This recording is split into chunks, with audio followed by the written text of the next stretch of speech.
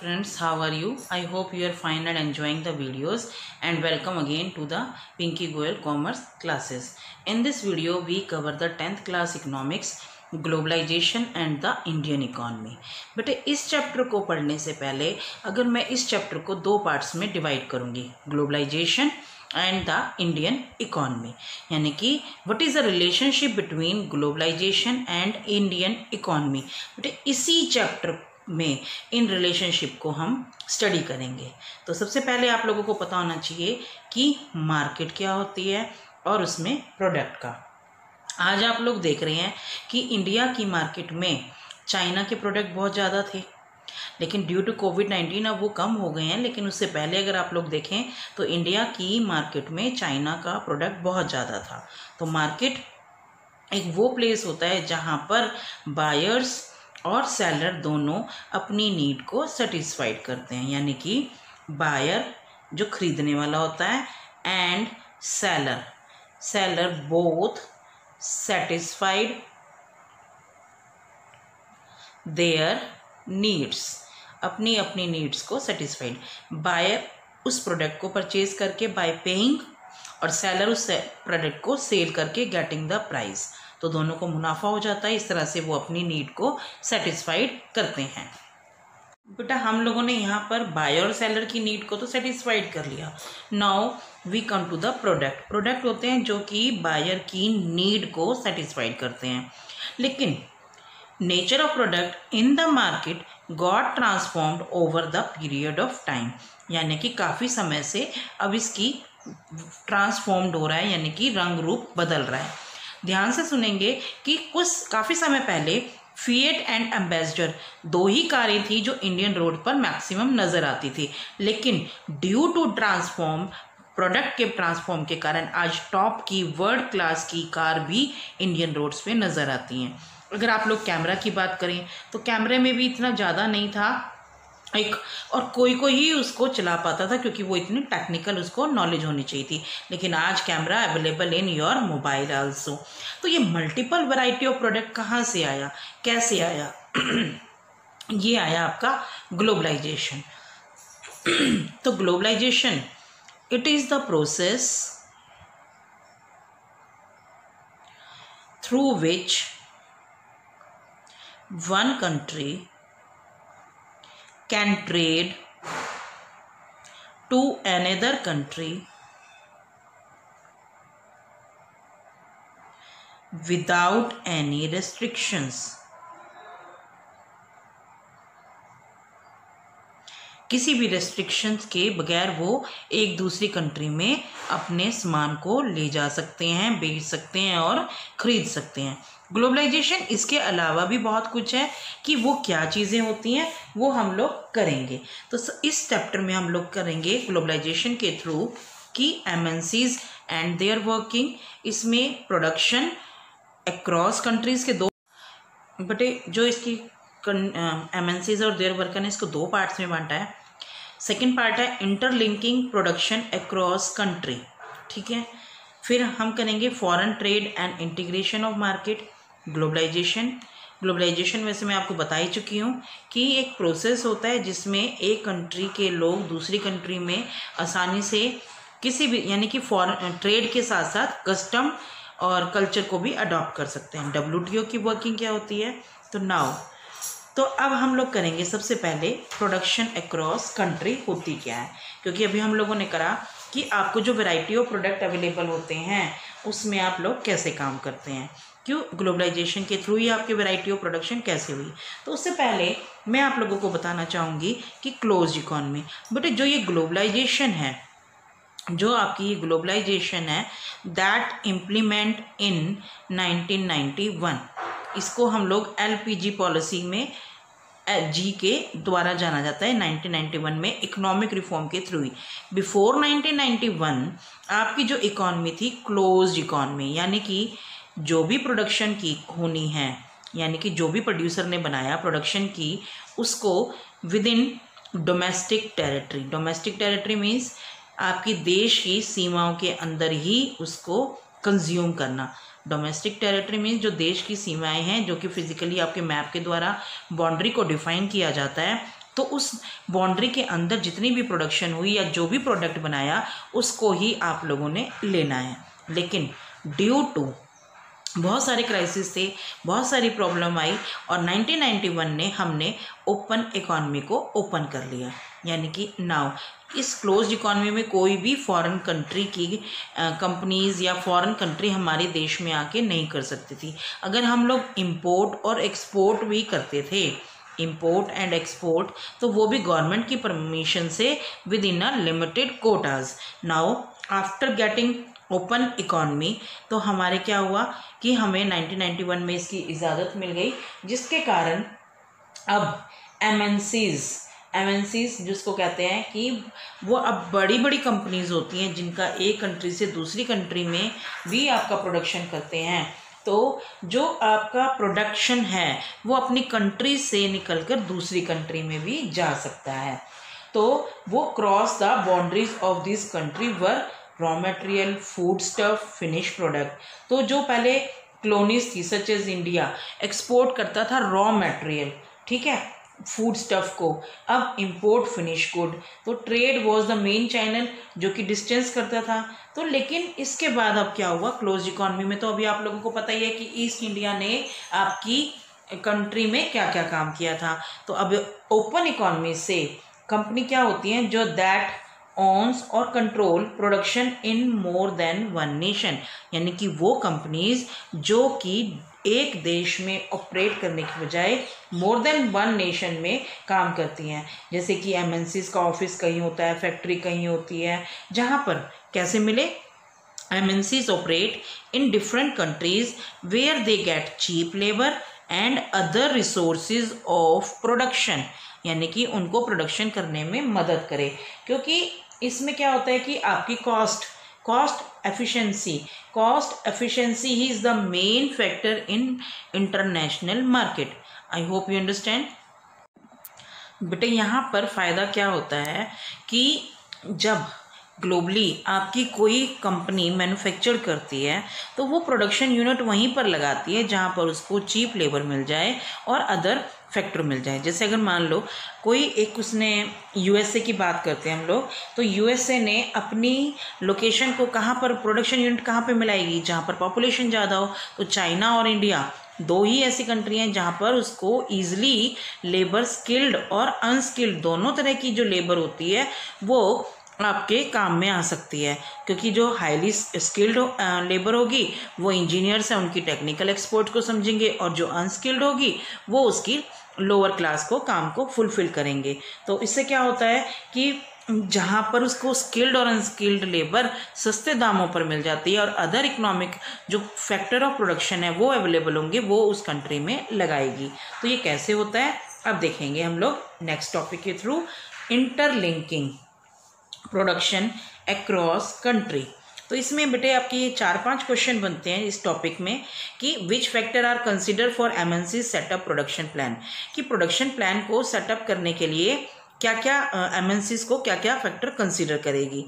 तो इन्वेस्टमेंट क्या होती है और फॉरेन इन्वेस्टमेंट, फिर एमएनसीज के बेनिफिट क्या हैं और उसकी कि what way MNC control production, यानी कि दूसरी कंपनीज की प्रोडक्शन को कैसे करती है। तो बेटा सबसे पहले हम लोग करेंगे, आप लोगों को ये तो क्लियर हो गया कि प्रोडक्शन जब अक्रॉस करती है कंट्रीज में ड्यू टू ग्लोबलाइजेशन ना होता तो हमारी क्लोज्ड इकॉनमी थी, और ड्यू टू ग्लोबलाइजेशन हमारी ओपन इकॉनमी हो गई। Now we can make our production from outside the country boundary. तो अब यहाँ पर है कि एमएनसीज को सेट करने के लिए क्या क्या चीज़ें देखेंगे। तो MNCs set up production unit where it is close to the market. पहला पॉइंट है कि वो वहाँ पर करेगी जहाँ से उसको इंपोर्ट और एक्सपोर्ट आसानी से हो सके। Second, where skilled and unskilled labour available at low cost, where the availability of other factor of production is assured, जहाँ पर उसको आसानी से मिल जाए, जैसे पावर हो गई, कम्युनिकेशंस हो गई, और जो उसको रॉ मटेरियल है वो आसानी से मिल जाए। फोर्थ, एमएनसीज उन कंट्री को भी प्रेफर करती है might look for government policies that look after their interest, वह उन गवर्नमेंट की पॉलिसीज को भी प्रेफर करेगी उन कंट्रीज की जहाँ पर उनके इंटरेस्ट को भी ध्यान में रखा जाए। क्लियर। अब देखो, MNC setup factories and office for production in different countries for that purpose money. जो मनी, देखो बेटा यहाँ पर मैं एमएनसीज की बात कर रही हूँ। अगर सिंपल एक बात की जाए कि अगर बिजनेस में आप लोग लैंड खरीदते हैं, प्लांट एंड मशीनरी पर पैसा लगाते हैं, तो उसे बोलते हैं इन्वेस्टमेंट। तो इन्वेस्टमेंट क्या होती है? Investment is that amount of money which is use to start the business या टू एक्सपेंड द बिजनेस, यानी कि आपने बिजनेस को बढ़ाना है या बिजनेस को स्टार्ट करने के लिए जो अमाउंट ऑफ कैपिटल उसमें लगाया है उसे इन्वेस्टमेंट कहते हैं। अब फॉरेन इन्वेस्टमेंट क्या होती है? MNCs setup factory and offices for production in different countries for that purpose they spend the money to buy assets, land and building, ठीक है, land, building, machines and other equipment, उसे आप लोग बोलेंगे foreign investment. Simple है कि अगर कोई एमएनसीज बिजनेस फैक्ट्री को सेटअप करना है या उसने अपना ऑफिस बनाना है तो उसके ऊपर जो खर्चा करेगी उसे फॉरेन इन्वेस्टमेंट। और सिंपल इन्वेस्टमेंट होती है कि जब कोई भी पर्सन अपने बिजनेस को स्टार्ट करने के लिए या उसको बढ़ाने के लिए पैसा लगाता है उसे इन्वेस्टमेंट कहते हैं। I hope you understand. Foreign investment के बदले में एमएनसीज क्या करती हैं? MNC setup production jointly with some of the local companies. तो वो एक साथ, क्योंकि उनको वहाँ का एनवायरनमेंट, कल्चर, ये सारी चीज़ें भी नहीं मालूम होती, तो वो क्या करते हैं कि लोकल कंपनीज को साथ वो इन्वेस्टमेंट प्रोडक्शन लगा लेते हैं। तो इससे लोकल कंपनी को भी बेनिफिट होता है दो तरीके से। Benefits to local companies of MNCs के आने से कि सबसे पहले MNCs can provide money for additional investment. Additional investment होगी तो आप बिजनेस बढ़ाएंगे, नेचुरली है, like buying new machine for faster production. इसका एक एग्जांपल भी अच्छा सा लेंगे जिसमें क्या होता है कि MNCs को पहले ही एक मौका मिलता है। अगर आप लोगों को ध्यान हो, विद दिस ट्रेड, जो आपकी ईस्टर्न कंपनी थी जो हमारे देश में आई थी, वो व्यापार के बहाने सरी आई थी। यहाँ पर एमएनसीज भी वही करती हैं कि वो एडिशनल पैसा देती हैं बिजनेस को बढ़ाने के लिए लोकल कंपनीज को। सेकंड, जब एमएनसीज आती हैं तो उनके साथ में लेटेस्ट टेक्नोलॉजी फॉर प्रोडक्शन भी आ जाती है। सेकेंडली, वो जो प्रोडक्शन के लिए करेंगे तो इससे उनको बेनिफिट हो जाता है और उनका वो अपना बिजनेस को एक्सपेंड कर सकती हैं। और क्योंकि एमएनसीज के पास बहुत ज़्यादा वेल्थ होती है, यानी कि बहुत ज़्यादा पैसा होता है, तो वो उसको लोकल कंपनीज को खरीद भी सकती हैं और अपने बिजनेस को एक्सपेंड भी कर लेते हैं। एग्जाम्पल है कारगिल फूड्स का। एक लार्ज अमेरिकन एमएनसीज कंपनी थी, उसने स्मॉलर इंडियन कंपनी को खरीद लिया, जैसे पारेख फूड वाली को। पारेख फूड में, तो पारेख फूड के पास था कि लार्ज मार्केटिंग नेटवर्क नहीं था इन वेरियस, उस समय में लार्ज मार्केटिंग नेटवर्क था, अपने सामान को वो वेल रेपुटेटेड था। तो Parekh good had floor oil refineries जो कि नाउ शिफ्टेड टू कारगिल में। कारगिल ने largest producer of edible oil in India, तो उसके पास क्या है कि 5 मिलियन पाउच अब वो डेली बनाते हैं तेल के, एडिबल ऑयल के। एक्चुअली क्या होता है कि वो उसने हमारी जो पारेख वाली फूड वाली लिमिटेड थी, उसने उसको खरीद लिया और अपना नाम दे दिया कारगिल का। तो उसको वेल रेपुटेटेड प्रोडक्ट होने के कारण और वेरियस नेटवर्क होने के कारण उसने उसी से खरीद कर अपना नाम देने से शुरू कर दिया। Many of the top MNCs have wealth exceeding the entire budget of the developing country government, क्योंकि उनके पास सारा बजट होता है, तो वो एनवरेज वेल्थ, तो पावर भी होती है और इस तरह से वो इन्फ्लुएंस भी कर लेती हैं। लेकिन क्या होता है, there another way in which MNCs control production. एक तरह से तो उन्होंने प्रोडक्शन को यहाँ से कंट्रोल कर लिया। दूसरा क्या करते हैं बेटे वो कि एमएनसीज इन अ डेवलप कंट्रीज, डेवलप है, एक डेवलपिंग होती है, एक डेवलप कंट्री प्लेस होती है, जहाँ पर for production with small producer, तो वो छोटे छोटे प्रोड्यूसर से सामान ले लेते हैं। फॉर एग्जाम्पल गारमेंट्स का ले लो, फुटबॉल का, फुटवियर का ले लो, ठीक है, स्पोर्ट्स आइटम हो गई। तो इस तरह से वो स्मॉल प्रोड्यूसर से माल ले लेते हैं, प्रोडक्शन का ऑर्डर दे देते हैं और उन पर अपना ब्रांड का नाम लगा के उनको सेल कर देते हैं। तो कई एमएनसीज तो क्या करती हैं कि बहुत सारे छोटे दामों पर, यानी कि कम दामों पर उन प्रोडक्ट को परचेज कर लिया और अपना ब्रांड नेम लगाकर उनको दूसरी जगह पर प्रोड्यूस कर दिया। तो एमएनसीज दो तरीके से प्रोडक्शन को इंक्रीज कर सकती हैं। सबसे पहले आपका हो गया इंटरेक्टिंग विद लोकल प्रोड्यूसर को खरीद लेती हैं वो और उनके साथ लग जाती हैं। सेकंड, वो पार्टनरशिप भी कर सकती हैं। और अभी मैंने बताया कि स्मॉल जो प्रोड्यूसर्स होते हैं, जो छोटे छोटे से प्रोड्यूसर्स होते हैं, उनको प्रोडक्शन का ऑर्डर दे देती है। तो ऑर्डर देने से वो उनसे ले लेती हैं। तो जब वो क्या होता है कि इस तरह से उनका इंटरलिंक बन जाता है। अब है हमारा कि अभी देखो एक यहाँ पे एक और है, Ford motor, an American company थी, वर्ल्ड की लार्जेस्ट ऑटोमोबाइल कंट्री, मैन्युफैक्चरिंग थी, प्रोडक्शन स्प्रेड 26 कंट्री में था। फोर्ड कंपनी जो मोटर थी वो इंडिया में आई 1995 में, और इसने 1700 करोड़ का एक लार्ज प्लांट चेन्नई में सेटअप किया, क्योंकि वो इसने महिंद्रा एंड महिंद्रा के साथ, मेजर इंडियन कंपनी के साथ कोलैबोरेट करके पार्टनरशिप कर ली थी। एक्चुअली क्या हुआ, जो फोर्ड मोटर थी 26 कंट्री में ऑलरेडी मैन्युफैक्चर करती थी, एमएनसीज थी। इंडिया में 1995 आने के बाद इसने महिंद्रा एंड महिंद्रा कंपनी के साथ कोलैबोरेट यानी कि पार्टनरशिप कर ली। तो फिर मेजर था जो कि जीप और ट्रक को करते थे।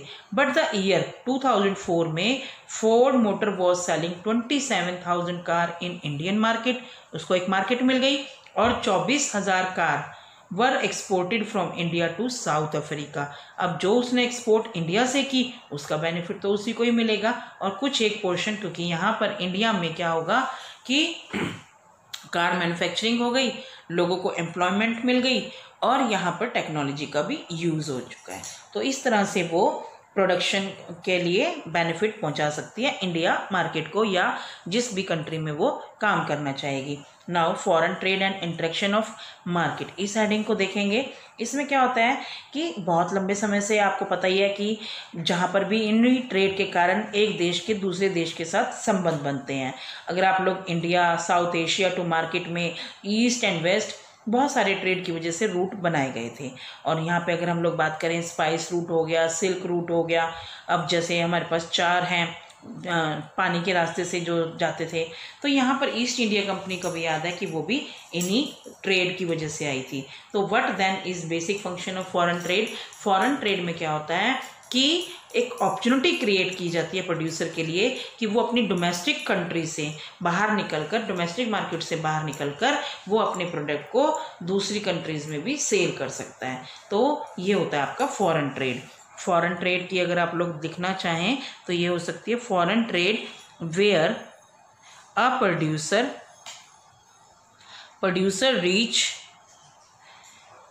Reach out from its domestic market with its product at international market। मतलब वो जिस कंट्री के साथ चाहे अपने गुड्स को वहाँ पर कर सकता है।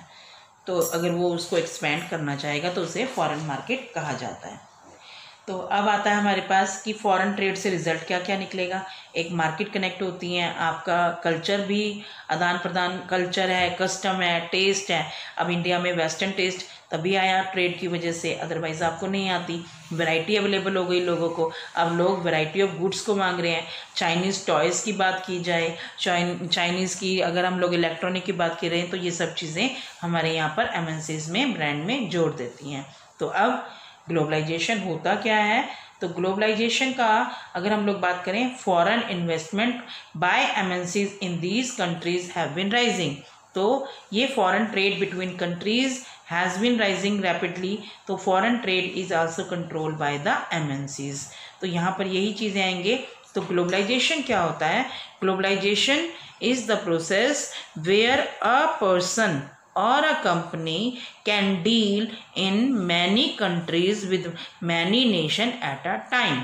तो यहाँ पर इसमें आप लोगों को वैरायटी भी ऑफ प्रोडक्ट भी मिल रहा है, और यहाँ से वैरायटी के साथ साथ आपको कॉस्ट की भी दाम कम मिलते हैं।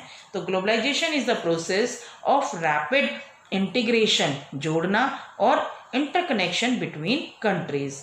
तो more and more good and services, investment, technologies are moving between the country is known as globalization। तो globalization अब आपको क्लियर हो गया होगा कि क्या होता है। Globalisation is the process where you can add more investment technology to your working moving between countries. This is known as globalization. I hope you understand, and if there is any problem, please write in the comment box. And if you like the videos, share the video and subscribe channel for more videos. Thank you.